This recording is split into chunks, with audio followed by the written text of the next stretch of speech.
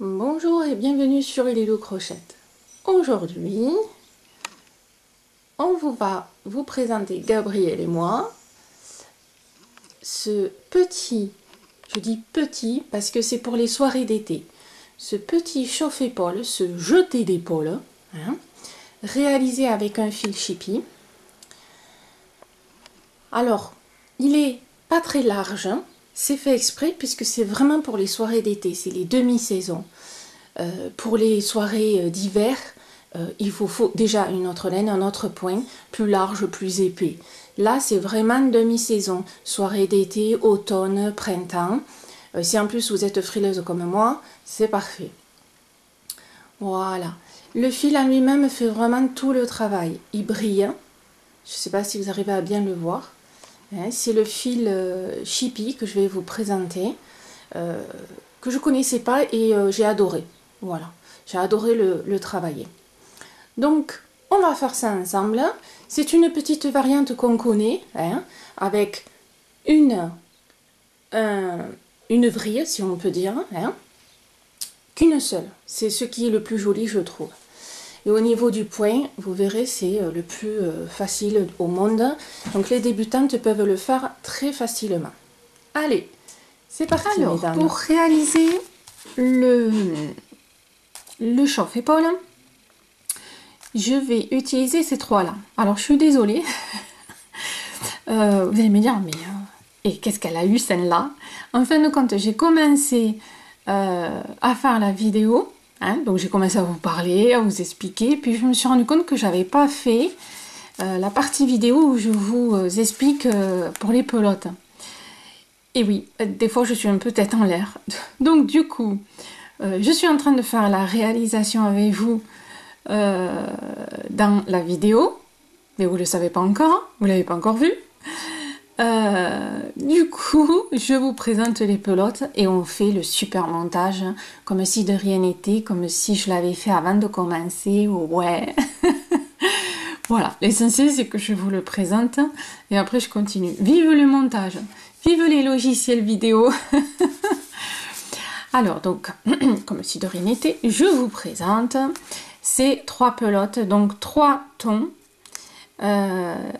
qui quelque part se suivent mais sont quand même différents. Donc ça va faire super sympa. Si vous me suivez, ce Twinkle, ça vous dit quelque chose, puisque il a fait partie, cette marque-là, a fait partie d'un lot à gagner que j'ai proposé il n'y a pas longtemps. Voilà, donc en fait, ben voilà, j'ai voulu tester aussi. Donc j'ai pris ces tons roses. Pour ceux qui ne connaissent pas, donc c'est la marque Chippy. C'est ma marque préférée pendant des années. Bon voilà, j'ai pas eu trop l'occasion de travailler avec. Maintenant ça va changer. Il va y avoir quelques modifications chez moi, chez nous. Il y aura des surprises. Donc Chippy Twinkle, si je le dis bien, qui brille. Ça, je crois que vous l'avez repéré. Donc c'est super sympa. Vous avez des couleurs magnifiques. Allez voir. C'est franchement au niveau des couleurs, des tons, parce que sur Chippy vous avez tellement des tons différents que c'est important. Donc là c'est la couleur 937 pour la rose claire. La rose un peu plus soutenue, c'est la 929. Et pour notre joli foncé, hop, voilà, c'est la 924 pour celle-ci. Voilà. Au niveau technique, c'est coton polyester, parfait pour l'été. 50 grammes, 130 mètres. C'est pas mal. Alors ça varie entre 130 et 150 puisque la foncée que vous avez là, elle fait 150 mètres. Se crochette en 4. Et oui, je confirme, elle se crochette bien en 4. Voilà. Des fois, ça peut varier. Ça se lave à 30 degrés, nanana. Voilà. Et franchement, allez voir. Je vous mets sous la vidéo, pour ceux qui connaissaient pas, hein, je l'ai mis sur mon Facebook, sur mon Instagram et tout, mais pour ceux qui n'ont pas vu, sous la vidéo, petit 1, je vous mets le lien du site et donc des pelotes. Petit 2, je vous mets un code de réduction qui vous permettra, si vous passez une première commande, d'avoir une réduction dans votre panier d'achat. C'est pas négligeable, c'est toujours ça de prix. Voilà. Vous le retrouvez en dessous, c'est que des lettres et vous mettez toutes ces lettres dans votre panier, ça vous fera une réduction. Voilà. C'est pas mal, hein, on découvre. Hein, et en plus, on a un code. Et on a une nouvelle réalisation. Oh. Allez, là on continue. Alors, techniquement, bon, vous avez remarqué, j'ai toujours pas fait les beaux-arts, hein, ça se voit. Hein. Techniquement, vous allez vous mesurer, vous allez partir ici de l'épaule, là, vous tournez pour avoir la circonférence de tout autour de vous, pour que le chauffe-épaule soit à la bonne dimension. Vous ne le prenez pas en haut de l'épaule, vous me le prenez un peu au milieu, c'est-à-dire que vous prenez l'épaisseur des deux bras et le buste. Voilà. À partir de là, vous allez avoir un nombre de mailles chaînettes. Donc moi, j'ai utilisé 216 mailles en l'air, ce qui fait à peu près un peu plus d'1 mètre. Voilà, hein, environ un peu plus d'1 mètre. Il faut que votre chiffre de mailles chaînettes soit divisible ou multiple par 2, puisque le point est un multiple par 2. D'accord? Donc, pour ceux qui me suivent occasionnellement, ce qui n'est pas bien, hein. Comment on sait que c'est un multiple de 2? 216 divisé par 2, donc 216 divisé par 2, ça fait 108. C'est un chiffre entier, donc c'est un multiple de 2. Si je prends 215 divisé par 2, alors 215 divisé par 2, ça va me faire 107,5. Il y a une virgule là. C'est pas un multiple de 2. Alors, soit de mémoire, vous connaissez vos multiples de 2, vos divisibles. Hein, ok. Moi, je connais le principe, mais je n'avais pas envie de les retenir. Donc, je prends ma calculatrice hein, et je divise avec le multiple qui indique la réalisation ou la créatrice. Et dans ce cas-là, quand il n'y a pas de virgule, c'est que c'est bon, c'est un multiple. Et ça, vous pouvez garder le chiffre de base. Voilà, hein, pour ceux, je l'avais déjà expliqué, mais je le referai régulièrement pour ceux qui ne voient pas toutes les vidéos. Hein, vous n'êtes pas obligé de les voir toutes. Hein, voilà.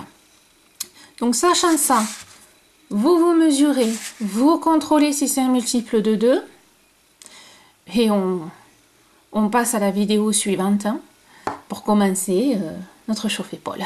Allez, cette fois-ci, on prend ça. Ce sera plus utile. Quand vous avez réalisé votre maille chaînette avec le nombre de mailles que vous désirez, on va maintenant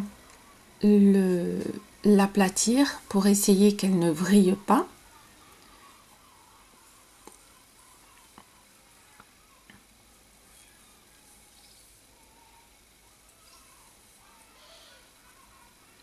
Voilà, on y va doucement.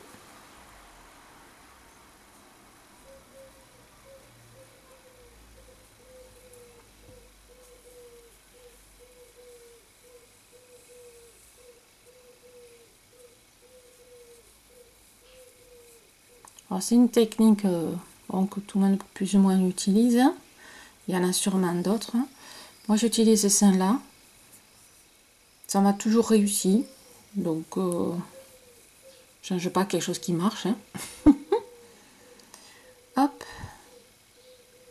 Et on ramène voilà, le petit bout face au crochet.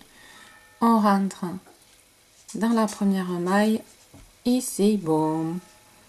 Et on fait notre maille coulée. Voilà.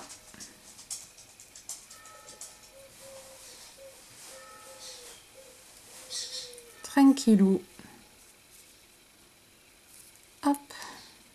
Et on a fermé notre maille chaînette. À partir de là, on va faire un rang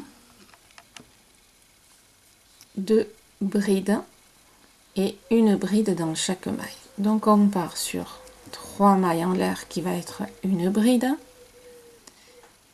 et dans la maille suivante une bride, et dans chaque maille, donc un rang de brides avec une bride dans chaque maille, tout simplement.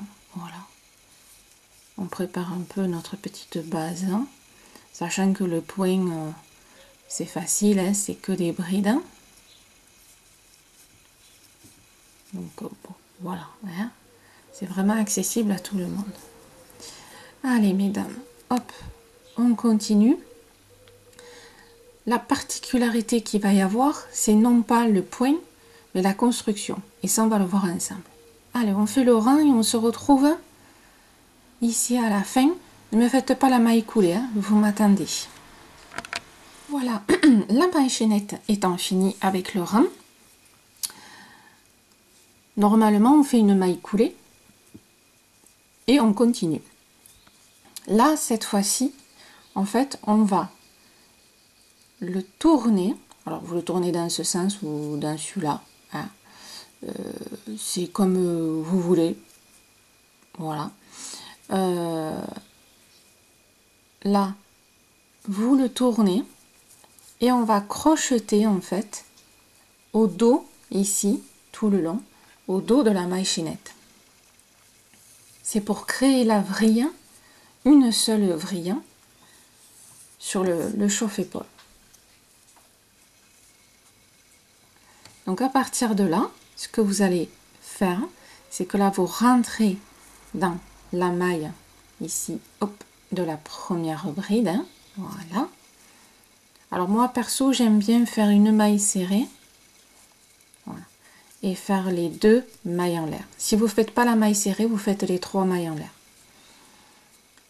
Et là, on va rentrer dans la maille qui est pile en face de la bride. Voilà. Il faut que vous soyez pile en face de la bride qui est en dessous. Donc moi, c'est souvent au petit croisillon. Enfin, vous voyez ici, là, il y a les 2 fils qui se croisent. Vous voyez? Voilà. Et on est pile en face.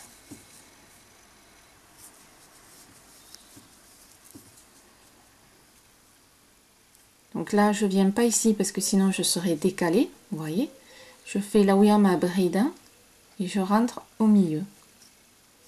Et là où il y a le milieu, c'est pile en face. Voilà, c'est surtout ça qui est important.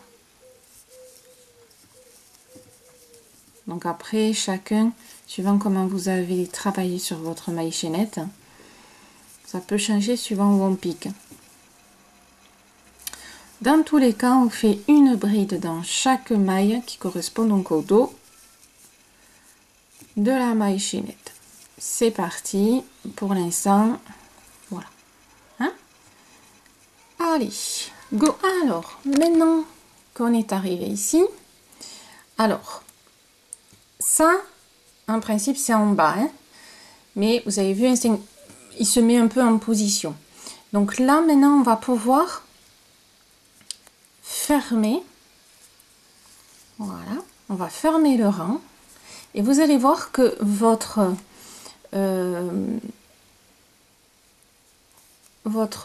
maille chaînette, en fait, votre réalisation, elle a vrillé. Alors, hop, voilà.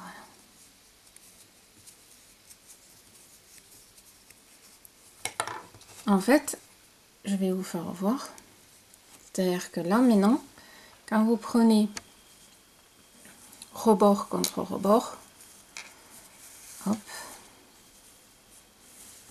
Alors je fais comme ça parce que j'ai l'écran qui n'est pas assez grand. Là, en fin de compte, on voit que ben, ça a vrillé, mais dans le bon sens. C'est-à-dire que ici, vous allez avoir après, voilà, juste une torsade, comme ça, sur votre chauffe-épaule, et pas plusieurs, parce qu'on va travailler en fin de compte vraiment en suivant la technique, pure et simple. Donc là, vous allez me mettre un petit marqueur au début, comme ça va me permettre de mieux vous faire comprendre et que vous réalisiez mieux ce qu'on fait. Pour ceux, bien sûr, qui n'ont jamais fait cette technique-là. Donc là, vous faites les 3 mailles en l'air ou les 2, comme moi, à vous de voir. Alors là, moi, ça s'est un peu mal positionné, mais ici, chez vous, c'est qu'une seule ligne. Voilà, il n'y a pas de rebord, c'est qu'une seule ligne. Là, vous avez votre rang de bride, là, on a un rang de bride. Le but de la technique, c'est de faire des rangs ici en haut et de faire des rangs en bas. Oui. Ça va faire en fait un rang très long. C'est-à-dire qu'on va autant crocheter pour un rang, on va crocheter en haut et en bas, mais ce sera un rang. Ici, alors, on a fait un rang de bride. Maintenant, on va faire un rang aéré. Donc, je fais une maille en l'air de séparation. Je saute une maille et je vais à la deuxième et je fais ma bride. Voilà, assez classique. Une maille en l'air, je saute une maille, je vais à la deuxième et je fais ma bride. Ça, c'est, voilà, pour faire la version été. On fait une maille en l'air, je saute une maille, je vais à la deuxième et je fais ma bride. Bon, c'est assez c'est classique, facile, mais toujours sympa. Là, vous allez mettre le marqueur. Vous allez voir pourquoi. Donc, vous me faites le rang. On se retrouve ici à la fin du rang, mais vous allez voir que on va pas être exactement à cet endroit-là. On y va. C'est pour ça que mettez un marqueur, c'est juste à titre indicatif, puisque là on voit notre début. C'est juste pour vous faire revoir vraiment comment ça se bidouille. Allez, on y va. Mesdames, vous voyez, je me suis un peu avancée exprès. Ici, vous voyez, on a, comme vous, j'ai fait mon rang. Mais vous avez vu où est le marqueur? Il est pile en dessous. C'est-à-dire qu'un rang, avec cette technique-là, on part d'ici. Comme ça vrille à un moment donné, on se retrouve en haut. Vous allez continuer. Donc si par exemple, voilà, je suis mon doigt, je continue. Hop, voilà. Je continue, je fais mes petites arcades. Hop, hop. Je continue. Et vous voyez, je me retrouve au marqueur. Donc un rang, c'est je pars du marqueur et je fais entre guillemets, je fais 2 fois le tour. Je fais un tour en haut et après je fais un tour en bas. Et quand vous revenez au marqueur, votre rang il est fini. Voilà. C'est pour ça que j'ai mis le marqueur à titre de visuel. Voilà. Donc là, vous allez continuer. Et en fait, c'est de continuer tout simplement le rang. On continue le rang. Voilà. Et quand on a fini le rang, quand je dis qu'on finit le rang, c'est quand vous vous retrouvez au marqueur. Donc quand je vous dis un rang c'est tous les tours. On arrive au marqueur, on a fini le rang. Et ainsi de suite. D'accord? Donc vous continuez le rang. Et on se retrouve au marqueur. Mesdames, le rang, il est fini. Ce que moi j'appelle fini, c'est que on est arrivé au marqueur. Et là, il n'y a pas de début qui nous attend. Et quand on regarde, on pourrait dire, ben tiens, voilà, là, c'est un produit fini. D'accord?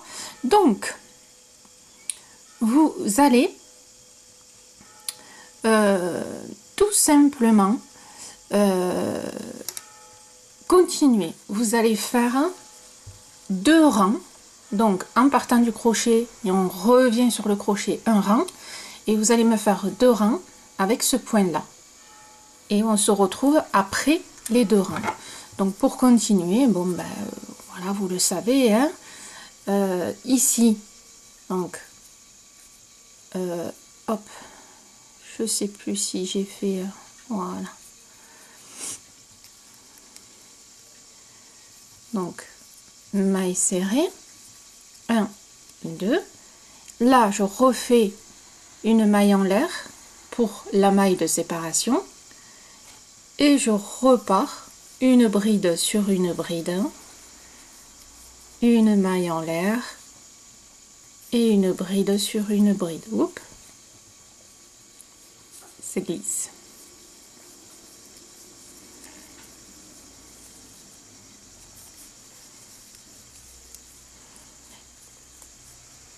Et, parce que moi j'aime bien, je mets mon marqueur, parce que j'aime bien, je rigole quand je le retrouve en bas, alors qu'on part d'en haut. Voilà, c'est le côté enfantin, je vois mon marqueur bouger. Ah bah écoutez, on se refait pas. Hein. Voilà, donc on part, et vous allez me faire 2 rangs entiers, avec le point, on va l'appeler le point arcade. C'est un point classique. Hein. Et quand on a fini ces 2 rangs là, eh bien on se retrouve les filles pour continuer dans la simplicité. Vous verrez, vous l'avez vu, mais on va le voir ensemble. Hein. Allez, on fait notre point arcade, notre point saison été. Et allez, on avance. Alors mesdames, maintenant que vous avez fait, vous voyez, 1, 2, 3 et automatiquement 1, 2, 3, que vous avez fait donc 3 rangs en arcade, on va faire un rang en bride, on va tout remplir et après on alternera. C'est-à-dire qu'on va faire 3 rangs d'arcade, un rang de bride, 3 rangs d'arcade, un rang de bride. Pour reprendre un rang de bride classique, c'est-à-dire plein, comme là, je vous fais voir pour ceux qui débutent. Ici, donc là on est sur la bride. Maintenant il faut remplir le creux. Donc on rentre dans le petit espace puisqu'on a fait une maille en l'air et on fait une bride. Là, je rentre dans la maille, ici dans l'espace, et on va reprendre un rang, on va dire, de bride complète comme au début.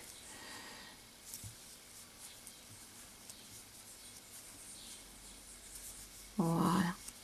Très facile, hein. Je vous dis ici, ce chauffe-épaule est très très facile. Donc, une bride dans la maille, une bride dans l'espace, une bride dans la maille, une bride dans l'espace. Voilà. Et vous allez faire donc un rang. Quand vous avez fini ce rang-là, on refait 3 rangs d'arcade et ainsi de suite. Et ça va être nos rangs de répétition, tout simplement.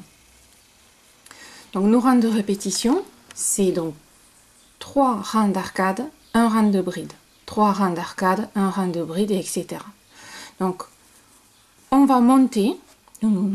Moi de temps en temps je vous ferai voir où j'en suis pour que ce soit raccord avec vous. Et on se retrouve juste après. Allez, maintenant ça crochette dure. Alors mesdames, un petit topo. Donc là vous voyez qu'il y a les changements de couleurs qui sont en train de se faire. Donc vous avez toujours qu'un croisement. Hein, c'est ce qui, moi je trouve le plus joli. Bon, j'ai pas rentré les fils parce que j'ai pas encore fini, la preuve. Voilà. Donc là j'attaque la 3e pelote. Donc vous voyez bien que ça fait 1, 2, 3 et rempli. 1, 2, 3, rempli, 1, 2, 3, rempli. Voilà. Ça fait sympa. Voilà, ça coupe un peu au niveau du point. Ça fait, voilà. Allez, ben on continue. Alors, allez, go, finir. Soit vous pouvez finir comme moi avec les arcades ou vous pouvez finir avec le rang de bride pleine. Ça, c'est à vous de voir. Maintenant, le mien est fini. Voilà. Alors, à titre d'info, ma largeur ici fait à peu près 30 cm. Hein? Voilà. Si vous souhaitez bien sûr qu'il soit plus grand, vous le faites plus grand, plus petit, ado, enfant, adulte, ça, vous voyez. Quelque part, on a utilisé un point facile, hein, parce que quelque part, c'est le fil qui fait le travail. À lui tout seul, il donne le charme au petit chauffe-épaule. Personnellement, je l'ai fait assez petit, pas trop grand. Comme j'expliquais au début, c'est pour les soirées d'été, c'est pas le gros de l'hiver avec la grosse laine énorme, large pour couvrir tout le dos. Non, c'est pour se jeter sur les épaules en soirée d'hiver quand on est un peu frileuse du style comme moi. Voilà. Donc après, à vous de voir pour la taille ce que vous avez envie de faire. Eh bien écoutez, j'espère que cette petite vidéo vous a plu. N'hésitez pas à me suivre puisque je me suis rendu compte qu'il y avait beaucoup de dames qui ne savaient pas que j'étais sur Instagram. Donc n'hésitez pas à me suivre sur Instagram, mon groupe Facebook, mon blog bien sûr. Vous avez des fiches, des diagrammes, enfin plein de choses toute la semaine. J'ai aussi Pinterest si vous voulez. Tous les liens sont sous la vidéo pour me suivre. Voilà. Eh bien écoutez, je vous dis à bientôt sur ma chaîne. J'espère que ça vous avez aimé. Ça permet aussi de découvrir le fil. N'hésitez pas à liker. Et puis je vous dis à bientôt sur ma chaîne ou ailleurs. Pour discuter même. Allez, bon crochet.